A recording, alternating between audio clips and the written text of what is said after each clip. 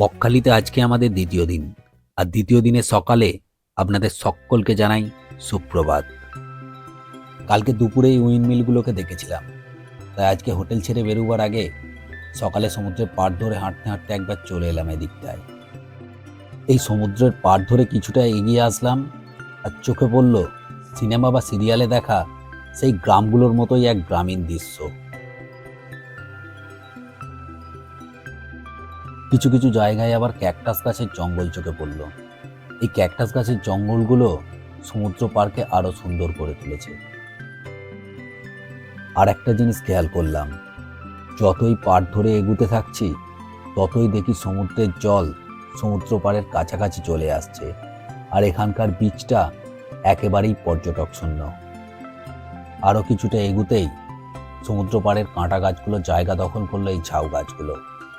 আর একটা জিনিস খেয়াল করলাম, বেশ কিছুক্ষণ ধরেই নাকে একটা দুর্গন্ধ আসছিল। প্রথমে বুঝতে পারিনি, একটু ভালোভাবে খেয়াল করতে বুঝতে পারলাম জিনিসটা আসলে কি। দেখলাম এখানকার বেশ কিছু স্থানীয় মানুষ হাজার হাজার শুটকি মাছ শুকনো করছে। এগুলো কি মাছ তা জানি না, তবে এটুকু জানি এইখানে খুব বেশিক্ষণ দাঁড়ানো যাবে না।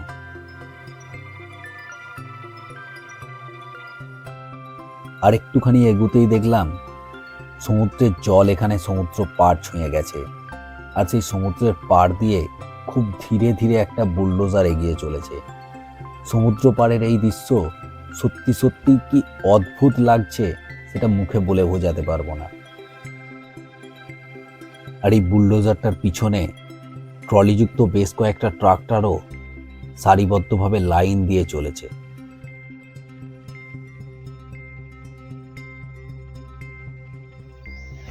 সমুদ্রের ধার দিয়ে যেতে যেতে হঠাৎ করে এই জঙ্গলটা দেখতে পেয়েছিলাম।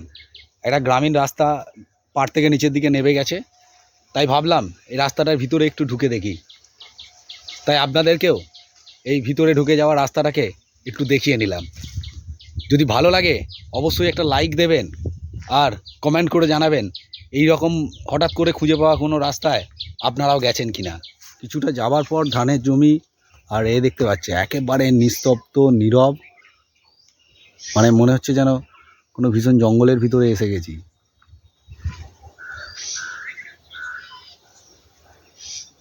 দারুণ লাগছে, একেবারে শান্ত, কেউ নেই। কয়েকটা পাখি ডাকছে, শুনতে পাচ্ছেন নিশ্চয়ই।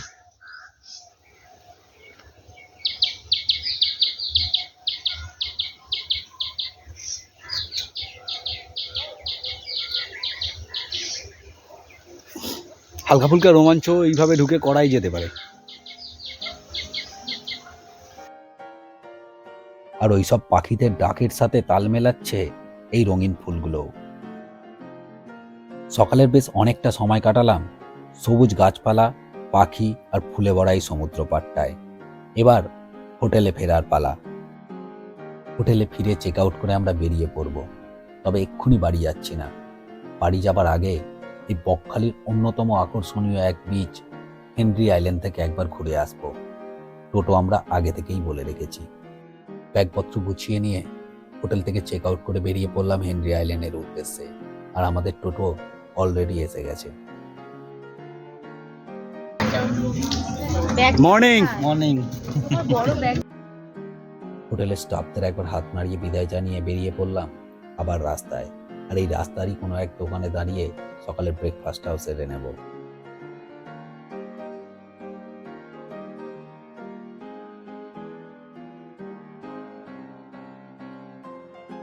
সকালের ব্রেকফাস্টে থাকছে পেটাই পরোটা, আর তার সাথে গরম গরম লুচি তো থাকবে।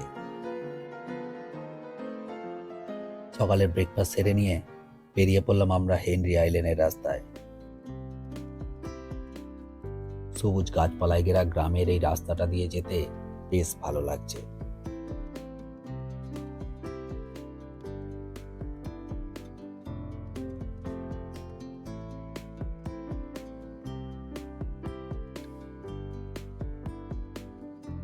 সবুজ গাছপালায় ঘেরা গ্রাম্য এই রাস্তাটা দিয়ে অল্প কিছুক্ষণের মধ্যেই পৌঁছে গেলাম হেনরি আইল্যান্ড।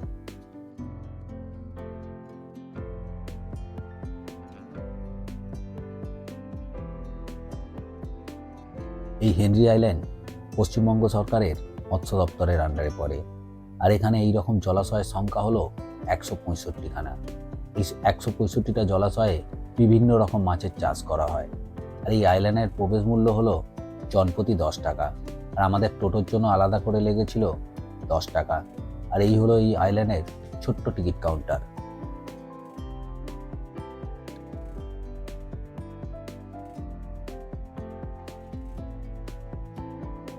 এই দ্বীপের ভিতরের অংশটাকে পশ্চিমবঙ্গ সরকার খুব সুন্দর করে সাজিয়ে গুছিয়ে রেখেছে। আর এখানে থাকার জন্য বেশ কয়েকটা কটেজ আছে দেখলাম। তবে এই কটেজগুলোকে বুক করার জন্য পশ্চিমবঙ্গ সরকারের মৎস্য দপ্তর থেকে বুক করতে হয়। হেনরি সমুদ্র সৈকতে যাওয়ার রাস্তার দুধারে রয়েছে সবুজ গাছপালায় ঘেরা অনেকগুলো মাছ চাষের জলাশয়। তবে আমার সব থেকে ভালো লেগেছে টোটো স্ট্যান্ডের পাশে থাকা এই জলাশয়টা।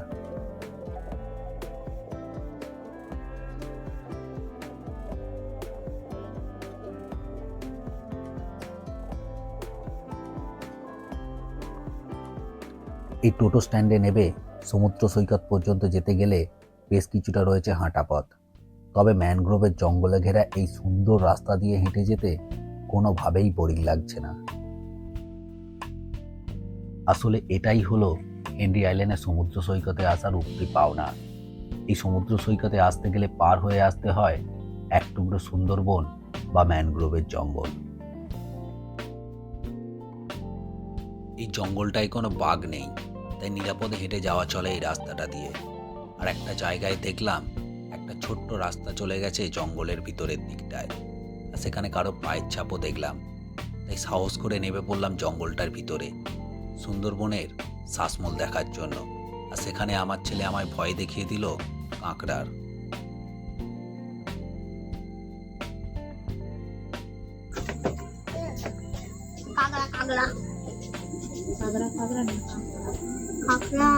বাবা সরে আসো, কাঁকড়া পায়ে ঘুষ করে কামড়িয়ে দেবে। সত্যি সত্যি চারিপাশে হলুদ আর লাল কাঁকড়ায় ভর্তি। তবে তারা পায়ের শব্দ পেয়েই ঢুকে পড়ছে গর্তের ভিতরে। অনেক কষ্ট করে একটুখানি লাল কাঁকড়ার ছবি তুলতে পেরেছি আপনাদের জন্য। সবুজ ম্যানগ্রোভের জঙ্গলে ঘেরা এই কাঠের ব্রিজটা পার করাও অবশ্যই আমাদের স্মৃতিতে একটা জায়গা করে রাখবে।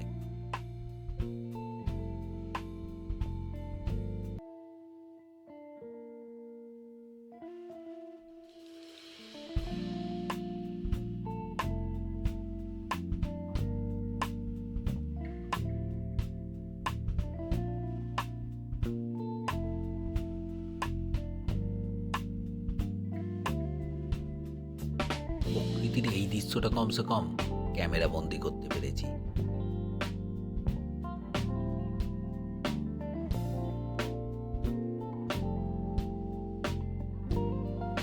আর এই হলো মিনিট কয়েকের হাঁটা পথে ম্যানগ্রোভের জঙ্গল পার করে এসে সমুদ্র সৈকতের প্রথম দর্শন।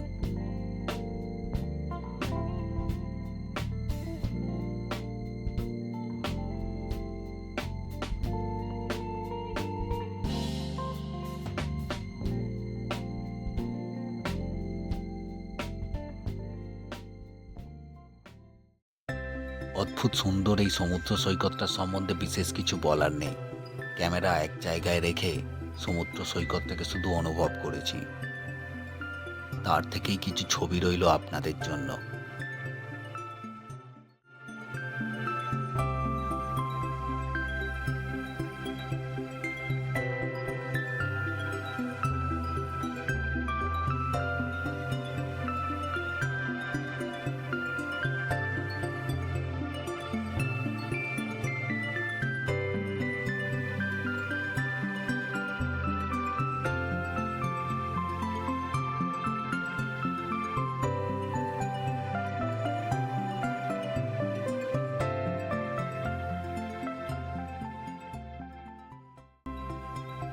মনে হচ্ছে যেন এখানে চান করে হোটেলে গিয়ে চান করে রেডি হয়ে বাড়ি শেষ হয়ে বাড়ি যেতে ইচ্ছে করছে। বাড়ি যেতে ইচ্ছে করছে না? আমার তো জলই নেই, কোনোটাই নেই। ওখানে জল নেই, এখানে জল আছে। তাহলে তো বাবাকে বলে সমুদ্রের ধারে একটা বাড়ি করবে, তাহলে আর বাড়ি যেতে হবে।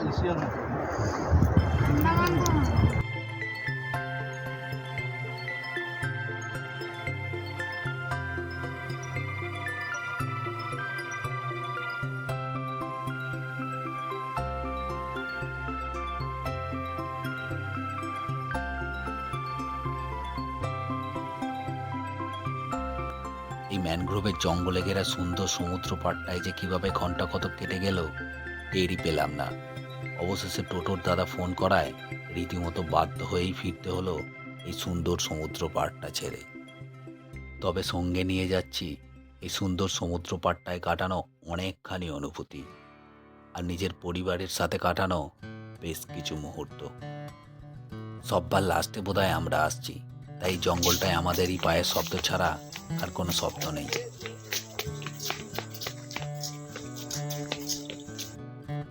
এরপর টোটোয় করে চলে যাব বকখালি বাস স্ট্যান্ডে, আর সেখানে গিয়েই দুপুরের লাঞ্চ সেরে নেব। যাবার আগেই দ্বীপটার সৌন্দর্য আর একবার চোখে ভরে নিচ্ছি আর বলে যাচ্ছি খুব শীঘ্রই দেখা হচ্ছে আমাদের আবার। এতক্ষণ যখন দেখছেন আশা করি ভিডিওটা ভালো লেগেছে আপনার, তাই অবশ্যই একটা লাইক দিয়ে সে কথা আমাকে জানাতে ভুলবেন না। আর অবশ্যই চ্যানেলটাকে সাবস্ক্রাইব করে রাখবেন, যাতে করে পরের ভিডিওটা আপলোড হওয়ার সাথে সাথেই আপনার কাছে পৌঁছে যায়।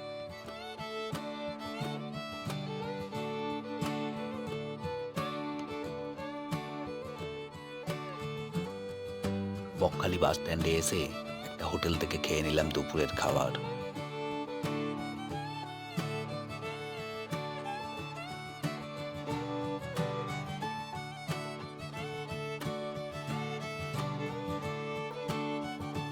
এরপর বকখালি বাস স্ট্যান্ড থেকে বাসে চেপে সোজা নামখানা স্টেশনে গিয়ে ট্রেনের অপেক্ষা করা।